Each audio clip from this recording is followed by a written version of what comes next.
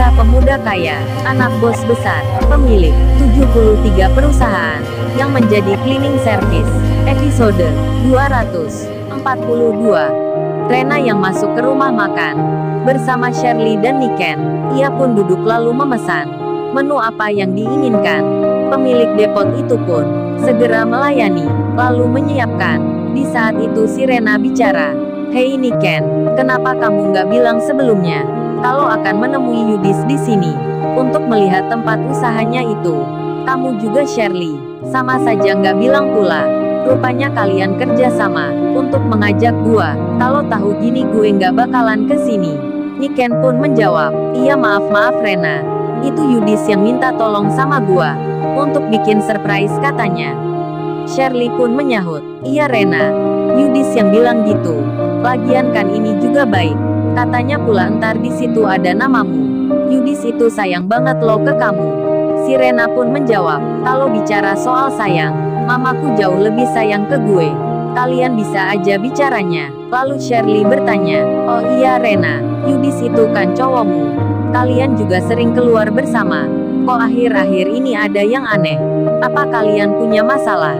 Atau Yudis pernah selingkuh?" Niken pun menyahut, "Iya nih Say, aku juga mau tanya itu. Si Rena ini kok berubah? Gak kayak dulu lagi. Ada apa ini?" Niken tersenyum-senyum, bertanya seperti itu. Si Rena pun menjawab, "Berubah apanya? Gue semenjak dulu, ya seperti ini aja. Berat badan gak nambah, berkurang pun juga enggak, masih sama aja." Niken itu ingin bertanya, namun makanan yang dipesan telah datang diantar. Mereka itu pun segera diam, kemudian menata piring di meja. Sembari Shirley berkata, "Oh iya dulu kalau makan di depot seperti ini, siapa ya yang pertama menolak? Bukannya itu kamu Rena, kok sekarang kamu mau? Kan ini bisa dibilang kamu udah berubah." Niken pun mengiyakan. Si Rena lantas menjawab, "Kalau dulu sama sekarang, itu kan jelas beda waktu, beda keinginan. Dulu kamu suka bakso, sekarang suka pizza. Jadi itu contohnya." Niken pun menyahut, "Ah lu Rena emang bener pinter berkilah."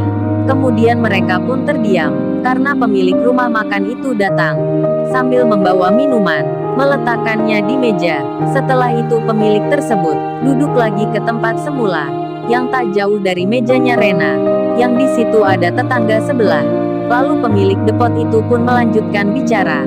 Sedang si Rena, Shirley dan Niken nampak menikmati makanan. Di sela itu terdengar pembicaraan. Salah satunya berkata, "Oh iya Bu Nisa, tadi kata orang-orang, bangunan yang dibeli di seberang itu harganya puluhan miliar, tapi anehnya serah terimanya tak sampai 1 hari. Bahkan ada yang bilang, langsung begitu saja." Si Rena mendengarnya, begitu pula Niken, namun mereka belum mengetahui maksudnya. Kemudian orang kedua itu bicara lagi, "Oh iya nih Bu, syukur banget ya anak yatim itu gak jadi pindah jauh. Kasihan mereka sudah terbiasa di sini."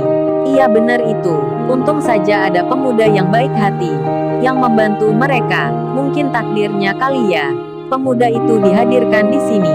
Tapi aneh ya Bun, pakaiannya cleaning service, penampilannya biasa saja, kok bisa beli gedung besar itu? Siapa ya Bun dia?" Ketika mendengar kalimat itu, si Rena, Shirley, Niken langsung seperti terpantik. Mereka mengingat seseorang yang mempunyai kesamaan dengan apa yang dibicarakan barusan, hingga makannya jadi terhenti. Kemudian semua melihat ke arah sampingnya, tempat orang yang bicara itu. Shirley teringat Kenshin, begitu pula Rena dan Niken. Benak mereka pun hanya berangan saja, tanpa bercerita apa yang sedang dirasakan. Kemudian hati masing-masing menerka, emangnya membeli bangunan yang mana? Pandangannya pun, Shirley, Niken dan Rena diarahkan ke seberang jalan. Dilihatnya nampak restoran roti yang belum dibuka, lalu tempatnya Yudis yang dilihatnya tadi. Kemudian ada bangunan lain yang dihuni anak-anak yatim.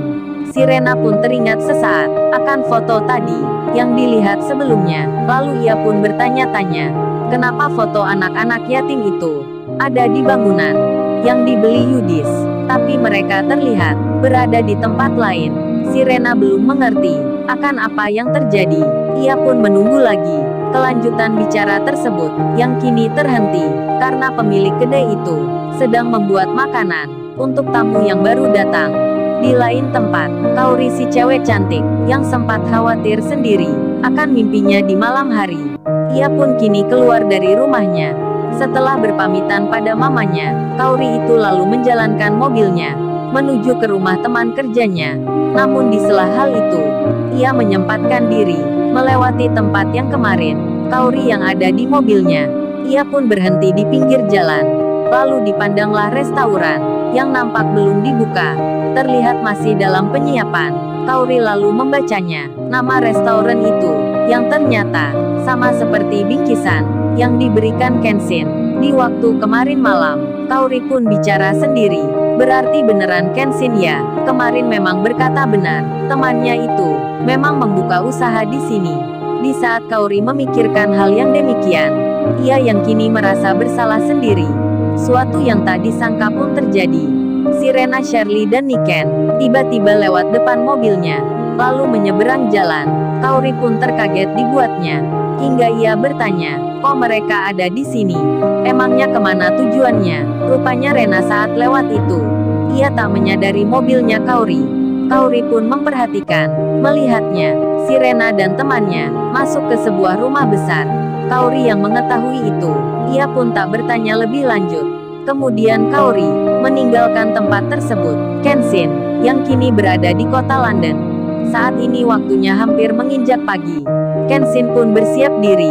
Ia bersama Ririn dan pegawai kantor pusat lainnya akan mengikuti meeting tentang mega proyek yang melibatkan banyak perusahaan besar. Singkat cerita, pertemuan pun akan dimulai. Iwan tak ikut bersama mereka. Ia hanya menunggu di hotelnya.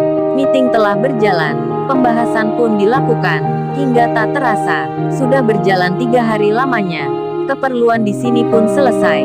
Hari ini sudah tak ada pertemuan lagi. Kemudian karena hasil laporan itu harus segera cepat dikerjakan, Ririn dan sebagian pegawai lainnya dianjurkan untuk pulang. Begitu pula Iwan yang diikut sertakan. Sedangkan Kenshin dan 3 orang kepercayaan ayahnya akan melanjutkan lagi berkunjung ke kota lain untuk meninjau perusahaan masalah proyek yang dikerjakan. Jadinya di waktu itu mereka pun harus berpisah. Iwan dan Ririn diantar ke bandara. Kesedihan sempat ada di antara mereka, dan berlalulah waktu. Hari pun berganti. Iwan dan Ririn kini telah sampai di negeri sendiri. Kaori, yang sudah beberapa hari ini, ia yang tak mengetahui akan kabarnya Kenshin, meskipun ia sudah mendapat informasi tentang keberadaan Kenshin di London itu hanya untuk 3 hari. Kaori pun merasa hal ini sangat lama sekali, seperti 1 tahun tak berjumpa. Kerinduannya begitu amat terasa. Kaori menyimpannya sendiri. Ia tak bercerita ke orang lain. Hingga di malam itu, saat ia tertidur, semua pesan yang dikirimnya ke Kenshin mulai masuk satu persatu.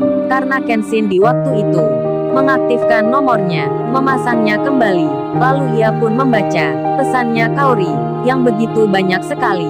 Kaori itu menulis, yang membalas kalimatnya kemarin. Kaori mengungkapkan, aku sayang kamu. Kamu kok nggak bilang gitu sih? Kalau akan keluar negeri.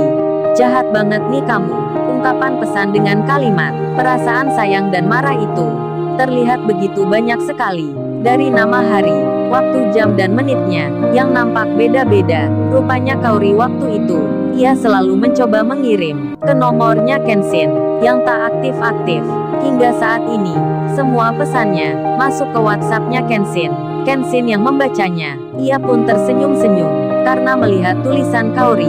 Lalu ia pun membalasnya dengan sedikit agak bercanda. Kenshin menulis pertanyaan, maaf ini nomornya siapa ya? Apa ini salah kirim pesan gitu? Kok menulis kata sayang begitu banyak sekali ke nomorku? Kan namaku adalah Kenshin, bukan pria yang bernama Randy. Pesan itu pun terkirim. Kaori belum membacanya. Ia masih tertidur, dikarenakan beda waktu yang ada di antara mereka, yang begitu signifikan sekali. Saat di tempatnya Kaori dini hari, maka Kenshin sekarang ada di siang hari, dan berlalulah malam. Dari gelap menjadi terang, pagi pun datang menjelang. Kaori sudah terbangun dari tidurnya. Kemudian dilihat handphonenya, yang ada tanda menyala. Kaori pun membukanya. Segera dilihatnya. Lalu, Bagaimana kisah selanjutnya? Subscribe channel ini untuk episode berikutnya. Terima kasih.